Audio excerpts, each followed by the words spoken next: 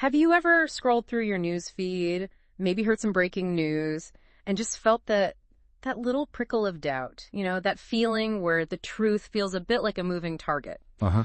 Maybe one report completely contradicts another, or something just seems, well, a little too neat, too sensational to be real, leaves you wondering what you can actually trust. Absolutely. It's a really common feeling these days. Well, you've sent us this fascinating discussion from Mookie Tenenbaum, who's clearly an expert observer, and he really digs into how this fabricated information, this fake news, isn't just some modern glitch. It's something deeply rooted. So today we're diving into a topic that honestly touches everyone every single day, whether we realize it or not.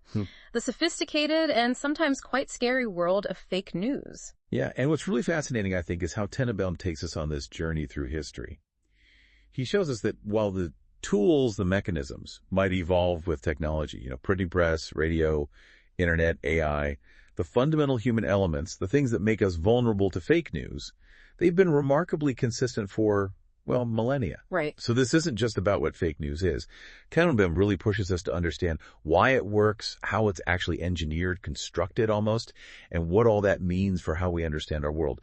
From our personal beliefs right up to global politics, he really tries to unpack the architecture of deception, showing us the blueprints, the master builders behind it all. Okay, so our mission today is to really extract the most important nuggets from Tenenbaum's insights. We want to help you understand the origins, the construction, and the pretty profound impact of fake news. We'll explore how to maybe navigate its complex landscape in this age of nonstop information, and perhaps even glimpse a future where our relationship with truth, it might be fundamentally reshaped. Let's get started. So, Tenenbaum kicks things off by making it really clear what fake news is not. He draws this critical distinction right away.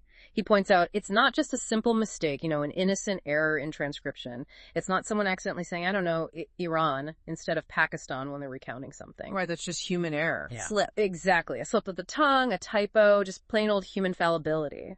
For Tenenbaum, true fake news is something far more deliberate. Precisely.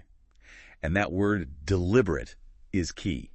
Tenenbaum emphasizes that true fake news is, at its core, a deliberate transgression of truth or facts. It's an intentional distortion, a calculated manipulation of reality. And this intent is the crucial differentiator. Okay. It sets fake news completely apart from genuine errors or misstatements, or even just simple misinterpretations. When Tenenbaum talks about fake news, he's talking about something crafted, often with malice, specifically designed to deceive you, the listener. Right, there's an agenda behind it. There's always an agenda. And that distinction is incredibly important because it implies a systematic, calculated effort. It's not just human fallibility anymore. It's not about someone getting a fact wrong. It's about someone wanting you to believe something false, usually for their own gain or purpose. And you mentioned a spectrum of intention. Yeah, think about it. On one end, maybe a simple mistake, like misremembering a date. Okay, maybe in the middle, a slight exaggeration for dramatic effect, perhaps. But at the far end, where Tenenbaum focuses, you have complex psychological manipulation. The whole narrative is fabricated, often using a deep understanding of human psychology or vulnerabilities to achieve a specific, often harmful outcome. This level of intentionality, it points to a more dangerous systemic problem. It's something with a blueprint, with architects behind it. A weapon, really, in a world hungry for information. That distinction really reframes it, doesn't it? It moves us way beyond just, oops, got that wrong, to something far more, architectural, as he puts it. And here's where it gets really interesting. Tenenbaum takes us way, way back, almost to the beginning of recorded history, he says, to find what he identifies as the very first instance of fake news. You might think, okay, fake news, that's the internet, that's social media, but Tenenbaum points to an origin story that, frankly, might surprise you. It's in a book many, many people know. Right. If we connect this to the bigger picture, Tenenbaum argues that the very first instance of fake news, as he defines it, actually appears in the Bible. The Bible, wow. Specifically in the book of Numbers. He highlights the story where Moses sends 12 spies to scout out the land of Canaan, the promised land. When they return, 10 of them, the vast majority, come back with this terrifying, overwhelmingly negative report. They describe a horrible place filled with giants, monstrous people, impossible fortresses, basically saying we can't possibly conquer this land. Okay, painting a pretty bleak picture. Exactly. A narrative designed to instill deep fear and despair, to make people give up before they even try. But then, two of the spies, Joshua and Caleb, they offer a completely different account. They declared it a land flowing with milk and honey, full of abundance, totally conquerable. The complete opposite story. Right. And Tenenbaum directly labels the report of those 10 spies as the first fake news recorded. Why? Because their intention was clear. Manipulate the facts to achieve a specific outcome. They wanted to dissuade the people from entering the land, probably to avoid conflict or danger. It was a clear manipulation of facts for a specific self-serving purpose. Not a mistake, he argues, but a deliberate campaign of fear-mongering to get the people to do, or rather not do, something. That's fascinating. So starting with ancient scriptures, Tenenbaum then jumps forward quite a bit to the Roman Empire. That's a huge leap in time, different society, different structure.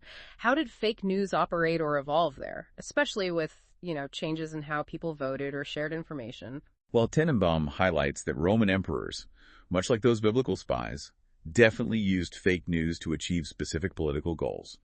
Manipulating public opinion, discrediting rivals, justifying wars, the usual stuff, just on a grander scale perhaps. But he points to a crucial societal shift in that era that dramatically changed the game for spreading falsehoods. That's the transition from the very personal public voting you saw in ancient Greece. Where everyone saw how you voted. Exactly. Your face, your vote, it was known. Your reputation was on the line. You were accountable to your community. But Rome got bigger, more complex, and they introduced anonymous voting. Ah, the secret ballot. Precisely. And with that anonymity, a crucial vulnerability emerged. Tenenbaum makes this great point. In a small, tight-knit community, if you tell a blatant lie, you're probably going to get caught out pretty quickly. Yeah, word gets around. Your reputation is toast.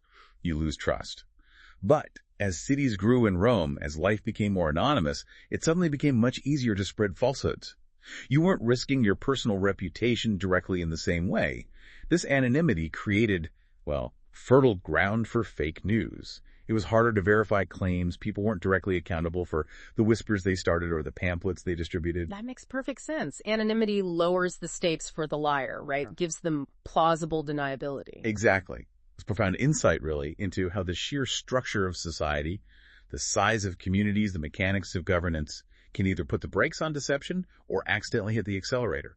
The stage was being set for fake news to scale up. Okay, so from Rome, what about the medieval period? Information spread differently than mostly word of mouth, maybe some hand-copied texts. No mass media, not even widespread anonymous voting, really. Did that limit the damage, or did fake news just find, different, maybe equally nasty ways to thrive? That's a great question. Did the lack of mass media make it safer? Tenenbaum gives us a really chilling example from the Middle Ages that shows, unfortunately, no. Fake news could still be devastating, lethal even, centuries ago. He notes, sure, it was common for aristocrats to spread lies about each other. Early political smear campaigns, basically. Personal rivalries played out through rumor. Okay, standard court intrigue. Pretty much. But a truly grave example Tenenbaum cites is the horrific false accusation against Jewish communities, blaming them for the Black Death. Oh, right. That terrible scapegoating. Exactly. This piece of fake news was incredibly widespread and dangerous. It tapped into existing prejudices, deep-seated fears, anxieties about the plague, and it led to horrific persecution, massacres across Europe. The consequences were so dire, Tenenbaum points out, that the Pope himself had to step in, had to publicly intervene to debunk it, to refute the claims. A Pope had to fact-check it, essentially. In a way, yes. It underscores just how fake news could, and tragically did, lead to hundreds of thousands of deaths. Its lethal potential was there long before mass media.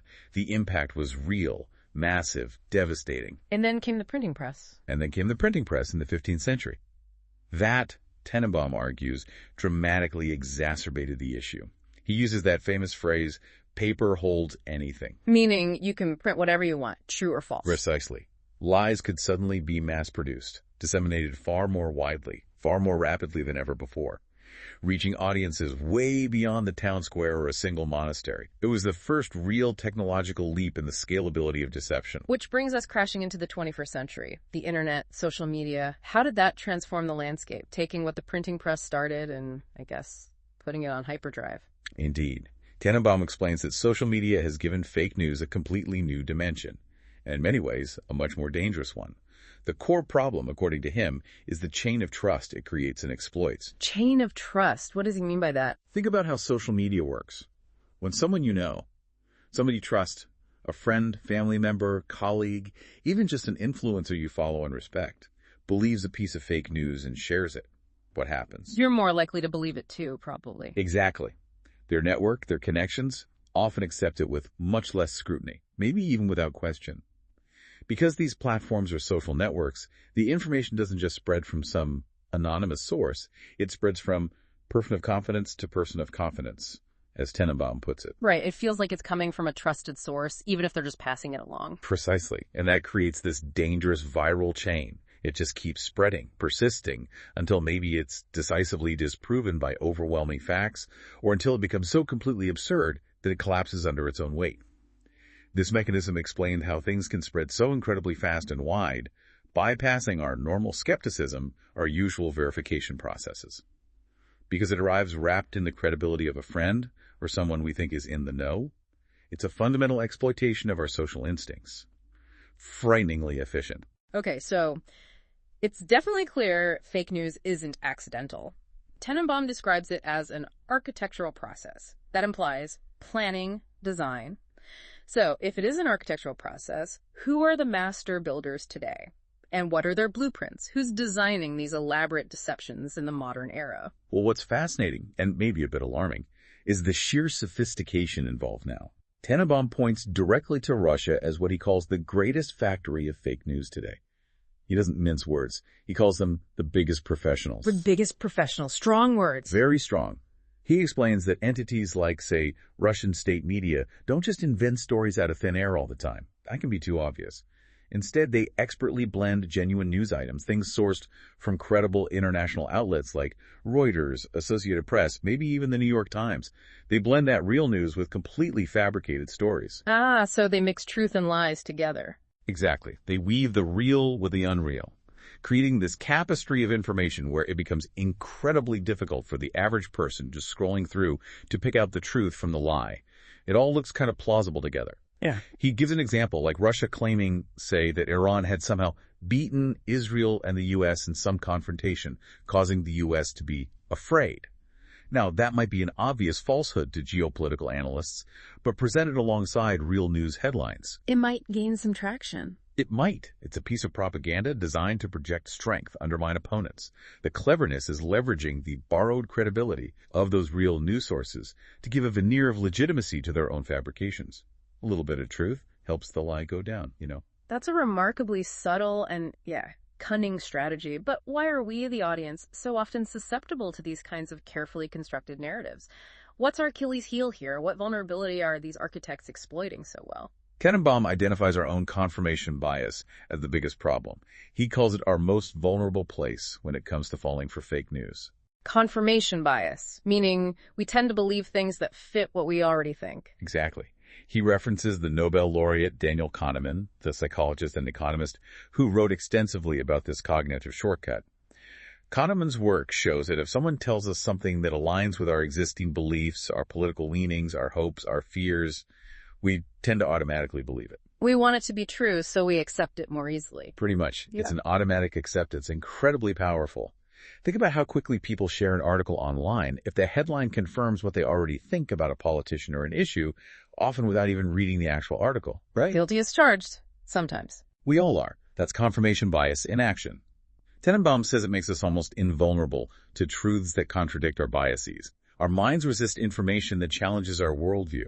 But conversely, it makes us highly susceptible, wide open, to fake news that confirms those biases. Because it tells us exactly what we already want to hear, what feels right to us. It's not about intelligence. It's a fundamental human cognitive shortcut. And skilled fake news architects know exactly how to play on that. Okay, let's unpack this architectural idea more. If they're professional architects exploiting our biases, they must have a detailed plan, right? It can't just be random. What does that blueprint look like? How do they actually build a piece of fake news from start to finish? Absolutely. Yeah. Tenenbaum outlines it as a very strategic process. It's not random pot shots. It's calculated. It resembles maybe a military campaign plan or a sophisticated marketing strategy. It involves several key steps. First, defining the goal. They start by asking, okay, what do we actually want to achieve here?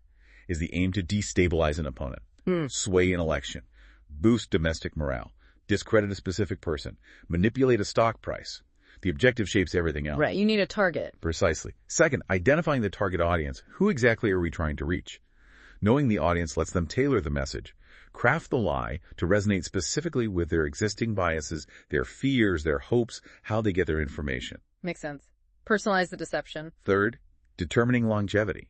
How long does this narrative need to last? Is it a quick hit-and-run smear designed for immediate chaos?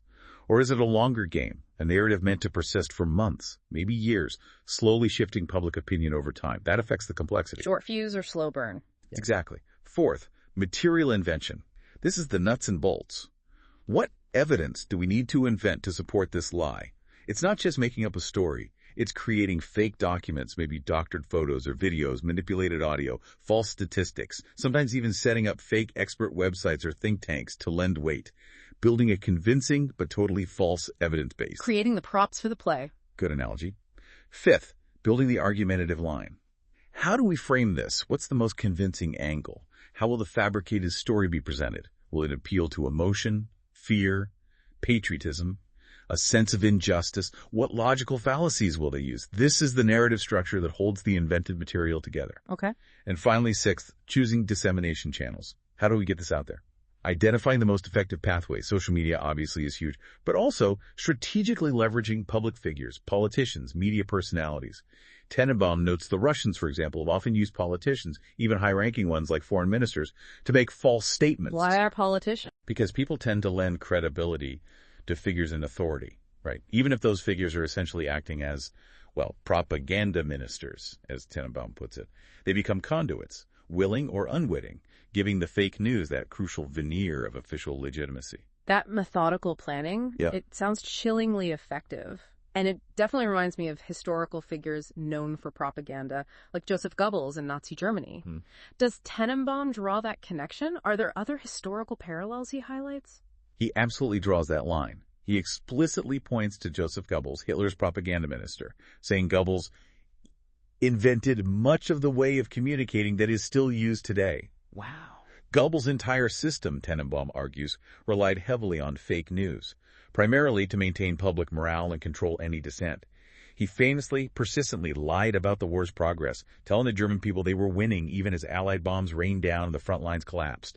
It was a complete distortion of reality, a meticulously constructed narrative bubble designed purely to manage public perception, prevent panic, regardless of the grim truth on the ground. Keep the population compliant through lies.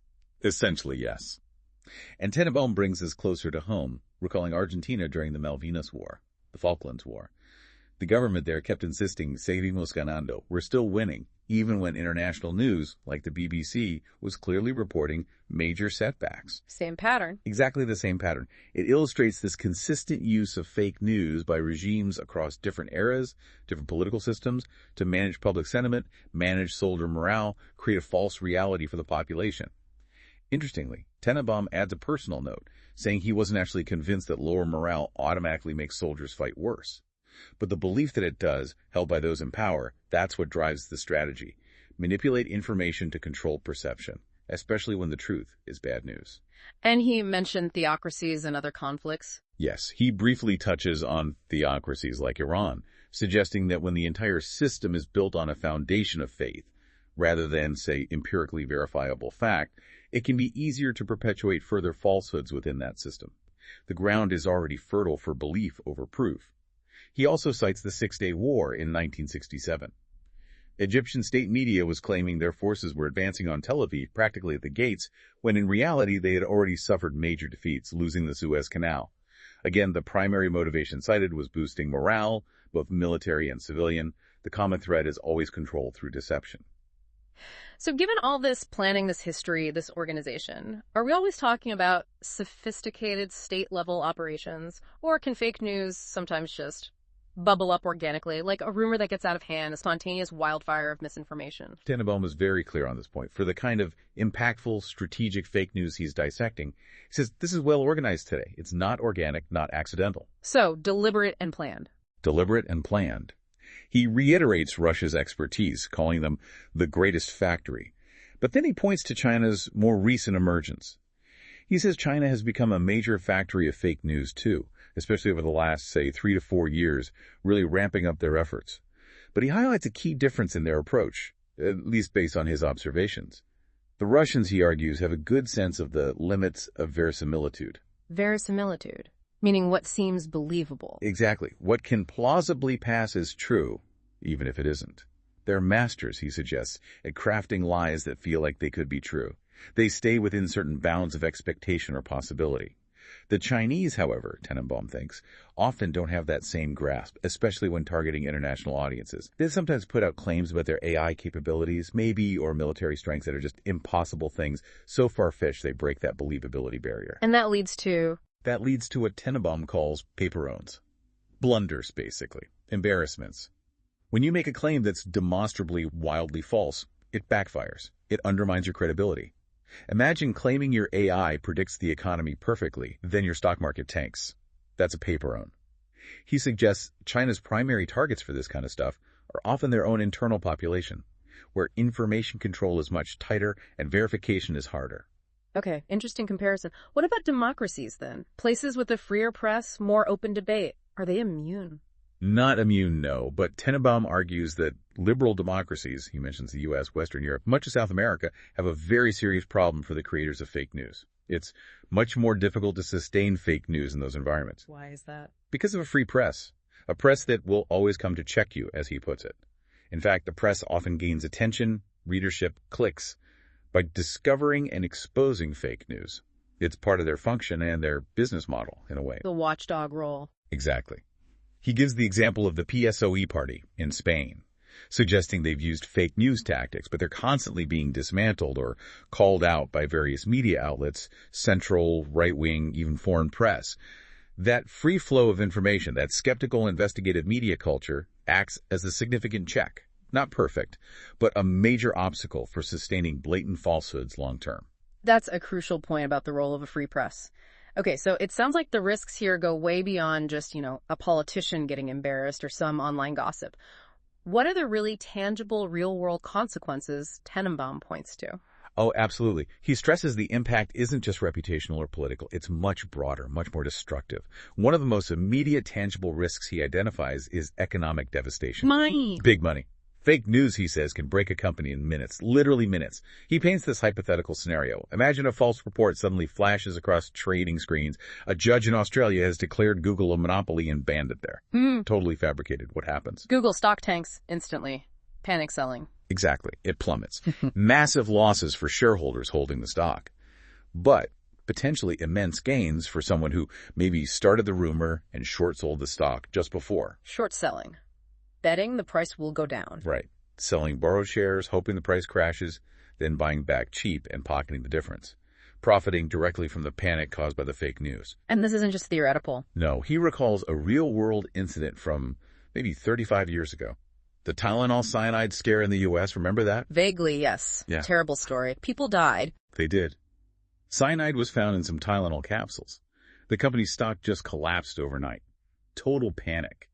Now, Tenenbaum argues that even if only a tiny number of pills were actually affected, the reach of the news, the widespread fear, the complete loss of trust, the effect was so devastating, it functioned like fake news in its impact on the company's value.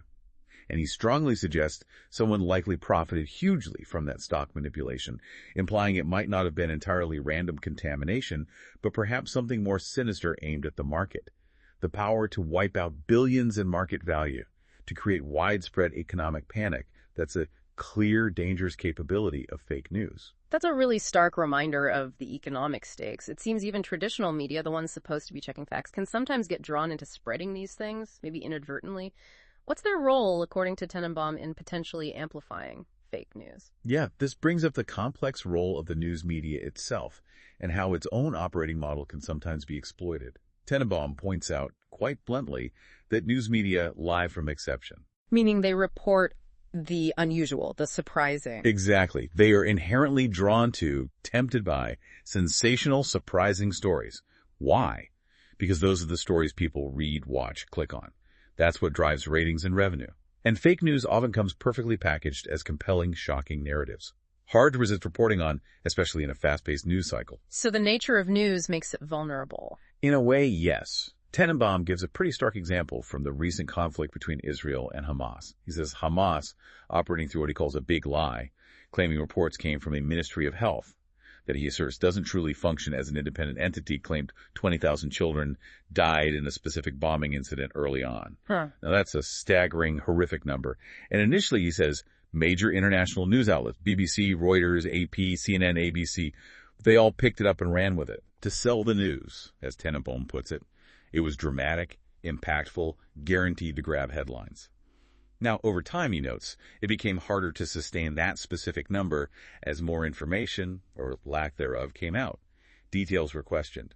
But the critical thing is that initial report stays in the public consciousness. People remember the shocking headline, the huge number. They don't necessarily see or remember the later corrections or clarifications, which often get much less prominence. The first impression sticks. It really does. He also mentions the persistent claims during Donald Trump's first presidential term that Russia made him win the elections. Tenenbaum states this was later proven false by investigations, but again, the problem is that it sticks. People don't recall the details of the Mueller report or subsequent findings nearly as well as they recall the initial, highly publicized narrative. That initial story, however inaccurate, remains fixed for many, shaping perceptions long after it's been officially debunked. That stickiness is powerful, isn't it? So what happens when you combine that enduring power of a narrative with, well, the rise of artificial intelligence and these massive digital archives AI can learn from? Does that make things even trickier? Could old lies get recycled? It absolutely complicates things, potentially making them more insidious. Tenenbaum warns that as AI is passing through everywhere, constantly scraping, processing, learning from vast amounts of online data, digital archives, it can't always tell the difference between what was true and what was debunked fake news from years ago. So AI might learn from old fake news. It's a real risk. This means, he says, that fake news can have a cadence. Like a rhythm, it persists, it reemerges. Debunked narratives don't just vanish, they linger in digital corners. Then a new AI program, maybe doing research or generating content, might stumble upon this old falsehood in an archive, lack the critical context or the historical memory to know it was debunked, and inadvertently treat it as factual. And then incorporate it into new analysis. Or even generate new articles, summaries, or facts based on it. The lie gets laundered, gets a new life, maybe even a new layer of perceived legitimacy, simply because it existed in the data the AI consumed. Digital ghosts of fake news continuing to haunt the information landscape. That is a genuinely unsettling thought. So, okay, bringing it back to the immediate impact. What does this all mean for things like our elections or even our private lives? Can fake news actually swing an election result or really ruin someone's personal reputation directly? Well, Tenenbaum is careful to say it's not always definitively clear if fake news directly causes a specific candidate to win. Yeah. It's hard to prove that causality definitively. But, he says, it is absolutely used during elections as a potent weapon to influence voters and attack opponents. He mentions the example of Javier Milei in Argentina, who apparently faced just terrible fake news during his campaign, really personal, nasty stuff about his family, even his pets. Fabricated stories designed purely to damage his image, make him seem unstable or strange, distract from his actual platform. Weaponizing personal attacks through lies. Precisely. And he cites a very specific concrete case from Romania. Apparently, a presidential candidate actually had his election victory annulled by the country's Supreme Court. Why? Because there was just too much TikTok with fake news involved in the campaign, deemed to have unfairly influenced the outcome. Wow, so the court stepped in. Yes. They ordered a rerun of the election, and in the rerun, that candidate lost. So that's a clear, direct impact on the democratic process, showing fake news can have immediate, tangible consequences for who governs. And what about beyond politics? Our private lives? Tenenbaum makes an interesting point there. He says if a person isn't 100% public, maybe like a novelist, someone known for their work but who maintains a private life, that private space becomes a very vulnerable place for fake news. Because there's less public information to contradict the lie. Exactly. If someone starts a rumor saying, oh, Mookie, he goes around, we don't really know what he does, bit shady. And if Mookie isn't constantly in the public eye, documenting his every move, that unknown space is ripe for fabrication. It's much harder to refute an insidious rumor about your private life if there's no public record, no readily available evidence to contradict it. The less known, the more room for invention. This is all making sense, but now we get to a really provocative point Tenenbaum makes, one that might, frankly, challenge a lot of listeners' fundamental views. His assertion that religion itself can be considered fake news. That's a huge claim. What's his reasoning there? It is a huge claim and certainly a challenging one. What's fascinating, or perhaps startling, depending on your perspective, is how Tenenbaum extends his definition of fake news to encompass entire belief systems. He doesn't hedge. He explicitly states every religion is fake news. And even more provocatively, the existence of God is fake news. Okay, why? What's the core of that argument for him? The core of his argument hinges on that fundamental distinction he makes between knowing and believing. He argues that in religion, people fundamentally believe. They don't know in the empirical, verifiable, scientific sense. You can't run a repeatable experiment to prove God's existence, for instance. This belief, which he characterizes as a form of knowledge from sentiment, not from the head, acts, in his view, as the door where all fake news enters. If your starting point is faith, belief without empirical proof, you've opened yourself up, he argues, to accepting narratives that may not align with factual reality. So belief itself is the vulnerability. That seems to be his argument. He suggests people often deeply want these religious beliefs to be true.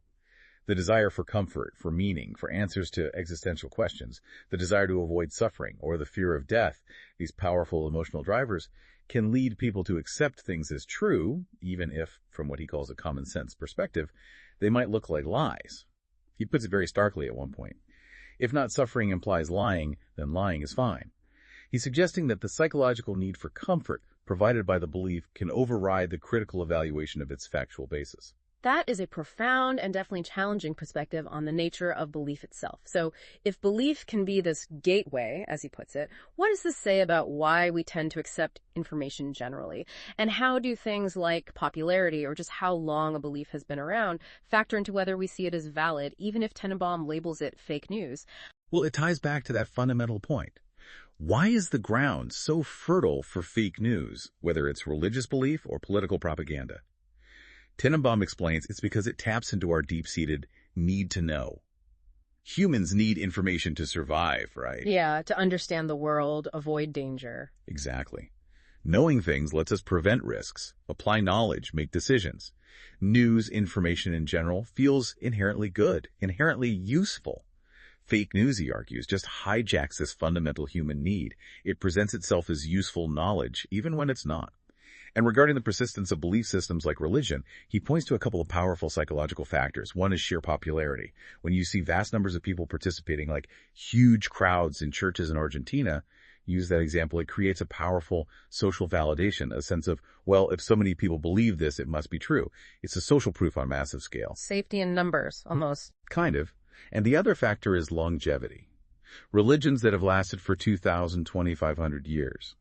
That sheer historical persistence leads people to think, look, if nobody successfully challenged this for millennia, who am I to question it now? It builds this immense perceived validity, making these beliefs incredibly resilient to challenge.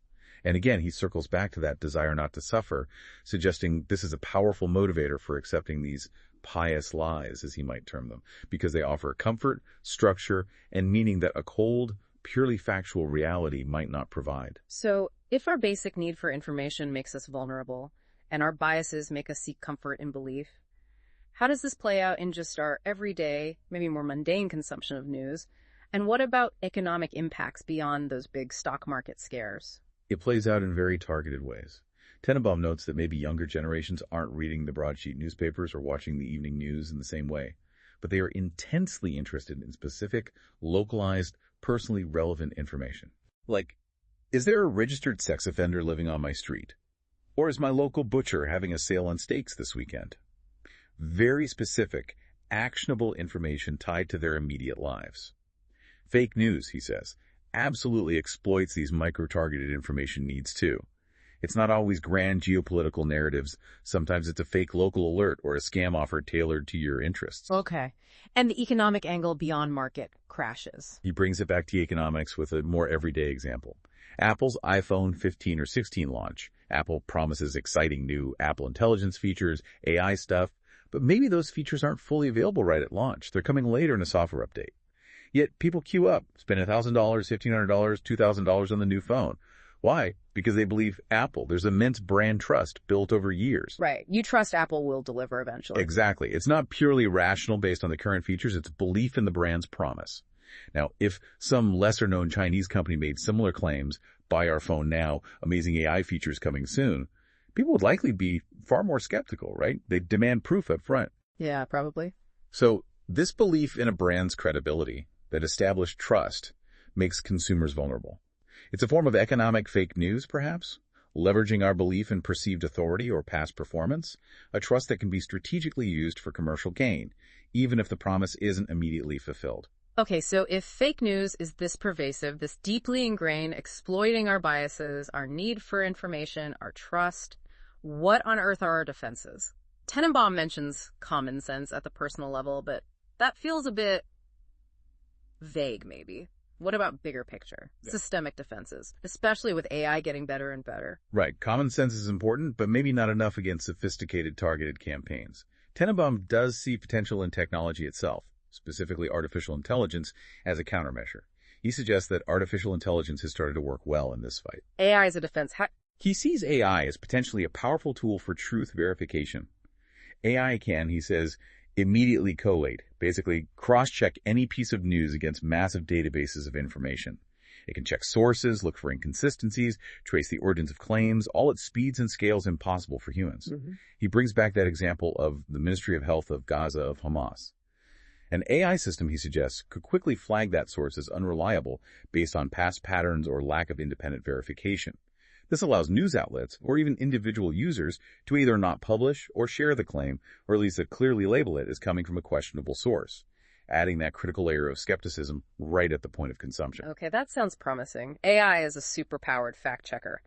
But Tenenbaum goes even further, doesn't he? He paints this picture of a future where AI might completely mediate our relationship with information, acting as a personal gatekeeper. This AI agent idea. Yes, he projects this future where all our news will pass through a single place, which is an agent. A personalized AI filter, essentially, for every individual. And he believes this AI agent won't just filter news. It will handle many of our daily decisions. His phrase is, "Your decisions will be increasingly distant.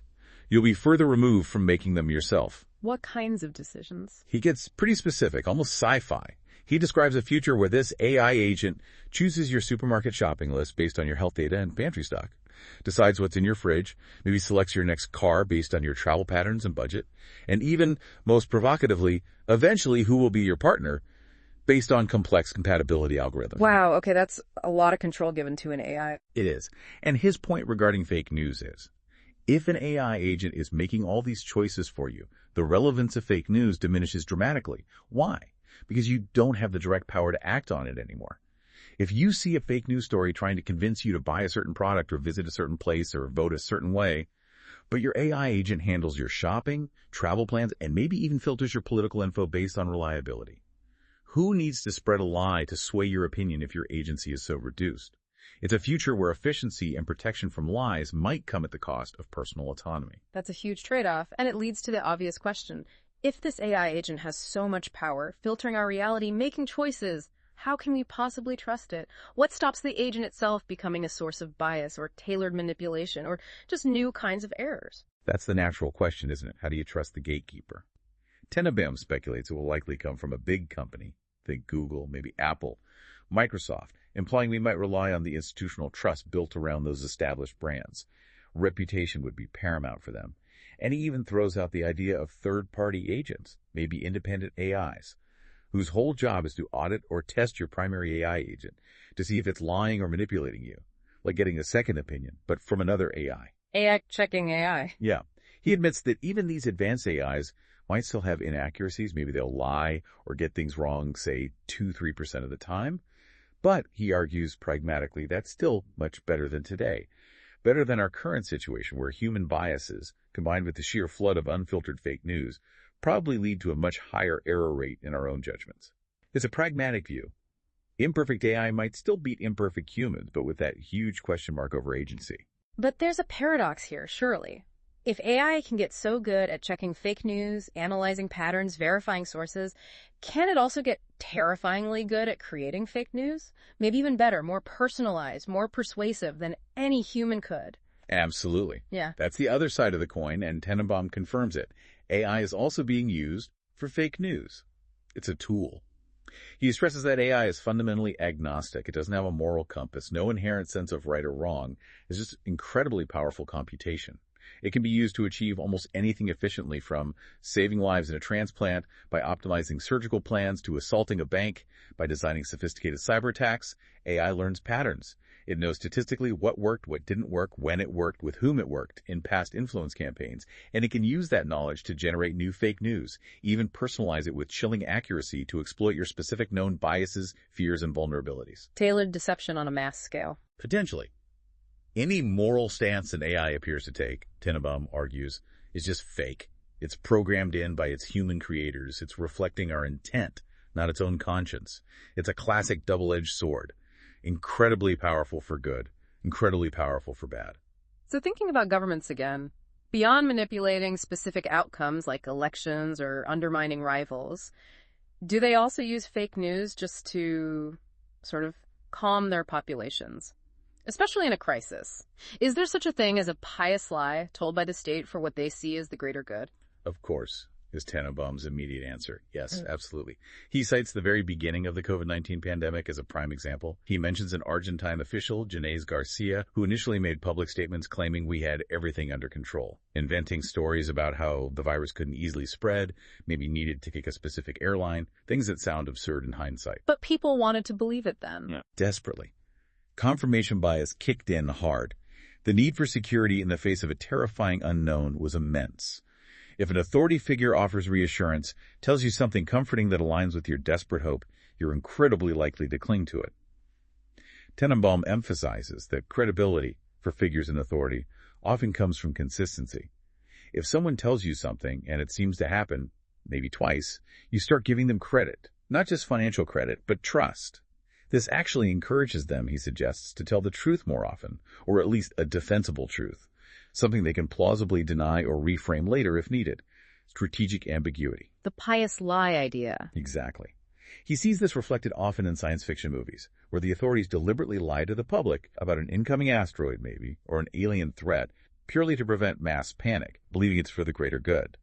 And then he concludes this line of thought with that really provocative statement we touched on earlier. Hope is fake news. Because in his framework, all hope is fake news. Why? Because it's belief without certainty. Precisely. It's often a belief held without concrete, verifiable knowledge. A feeling, a sentiment, often embraced for comfort, to avoid suffering, to motivate action, regardless of the objective, factual basis. It fits his core definition perfectly, if cynically. So if we try and tie all this together, Tenenbaum's deep dive really reveals that fake news isn't just some technological glitch of the 21st century. It's this enduring human phenomenon. It's deeply interwoven with our cognitive biases, the way our societies are structured, and that fundamental, powerful human desire to believe and our need to know.